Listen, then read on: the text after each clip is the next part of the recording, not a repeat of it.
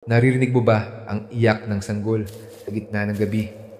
Sa ilang baryo sa Pilipinas, sinasabi nilang hindi ito karaniwang bata kundi ang patianak, isang multo ng babaeng namatay sa panganganak. Ang kanyang tinig ay dumadagundong sa dilim, dala ang puot at lungkot ng isang kaluluwang hindi natapos ang misyon bilang ina. Ayon sa alamat, ang patianak ay lumilitaw sa mga liblib na lugar kung saan may namatay na ina at anak. Kapag may narinig na iyak ng sanggol sa kagubatan o sa tabi ng ilog, madalas itong pinapaniwalaang patianak na humihingi ng pansin. May mga bersyon ng kwento kung saan nagiging ligaw na espiritu ito, humihingi ng tulong upang maipagdasal.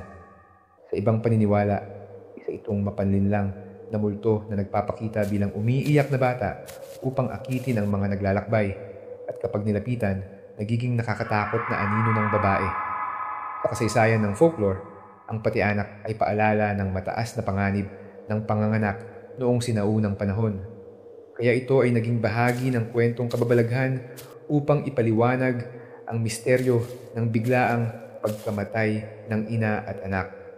Ngunit sa bawat iyak na maririnig sa dilim, tanong ng marami, alamat lang ba ito o boses ng mga kaluluwang naiwan sa ating mundo?